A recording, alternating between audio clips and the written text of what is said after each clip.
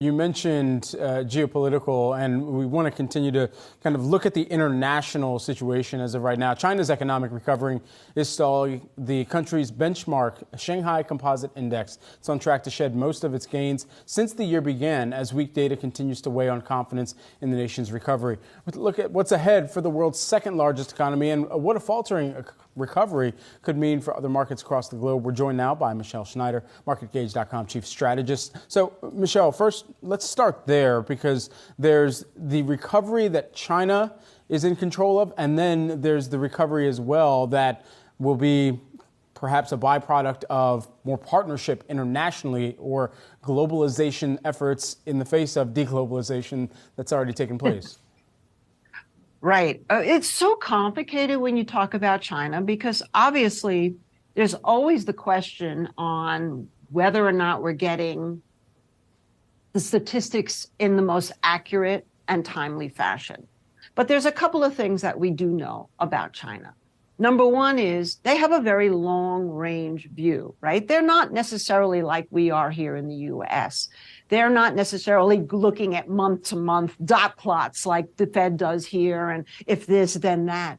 They have a long-term view that they've already put into place. One, of course, was to basically eradicate poverty, which they have almost successfully done. And in the course of that, they built a lot of housing, some of which hasn't gotten filled yet.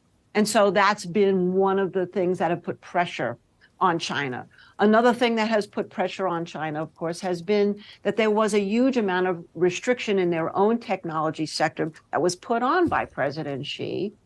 And that caused a tremendous drop in companies like Alibaba and Baidu. And I think that's been rolled back. And of course, now what's happening here with the US, and of course, Janet Yellen is on her way there, if not there already, has not helped, as other countries are starting to look elsewhere for some manufacturing. And of course, the other thing, China was really, really late in terms of coming fully back, if they're even fully back, from COVID. So you put all these things together, we've got a blip right now. Longer term, though, as you mentioned, Brad, China is trying to make deals. They've been working with Russia. They've been working with India. There has been talk through BRICS about the yuan being more international in terms of a currency to be used. And so I don't necessarily think that right today would be the time to invest in China, but I would certainly not think that from a long-term standpoint, it isn't setting itself up for some very low-risk opportunity. Michele, I want to ask you, you mentioned obviously Yellen being in Beijing. How do we view that? Is that good for the U.S.? Well, it can't be bad, right? It certainly can't be worse than what we've had going on so far.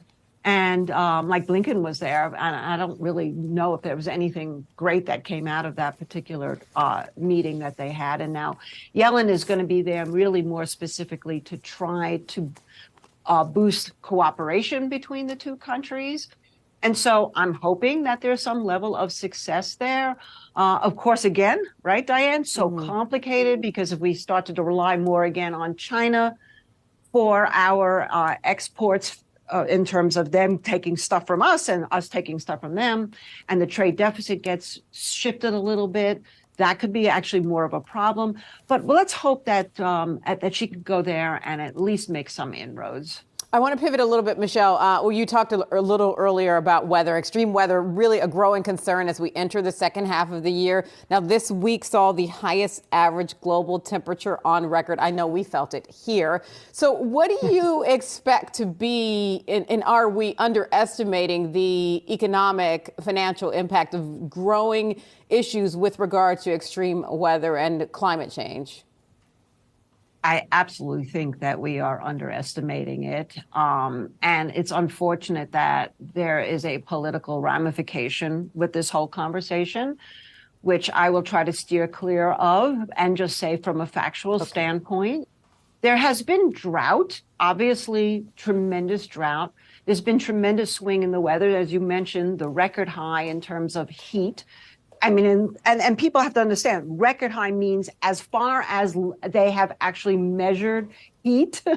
So it really goes way back. And, you know, could you argue that this is going to be temporary and it will resolve itself in 2, 3, 4 years? Maybe.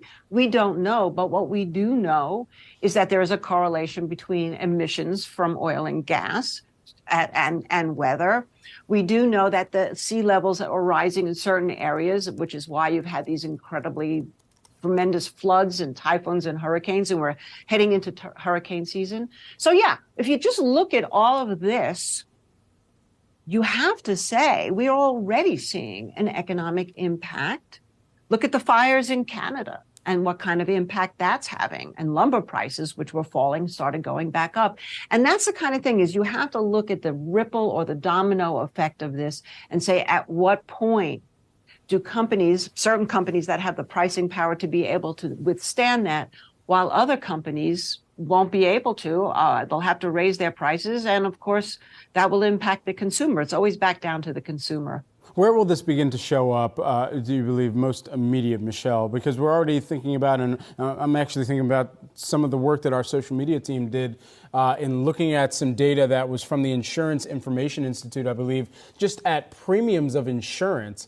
And over time in a state like Florida, how that's risen, especially given the fact that you've got more severe weather events. Well, when you say where do I think that will show up, you mean in terms of which commodities might be impacted, or where for the consumer, whether that's insurance, whether that's, you know, how you are thinking about even making sure that the home that you're building is more resistant to some of these events too.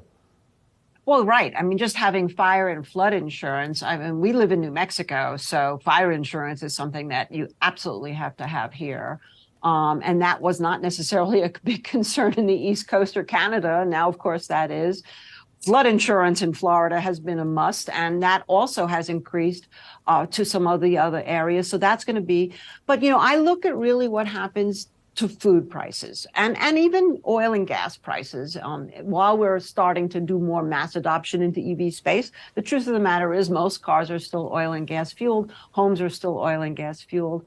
So I think that's really where you're going to have to look to see the impact of consumer. And even though gas prices have come down, the oil prices actually, in the face of all of the high interest rates and everything else we've talked about, are starting to creep back up.